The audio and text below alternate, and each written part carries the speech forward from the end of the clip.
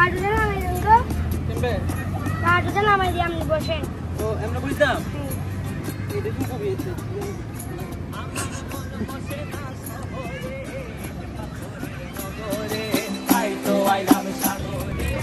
এই তো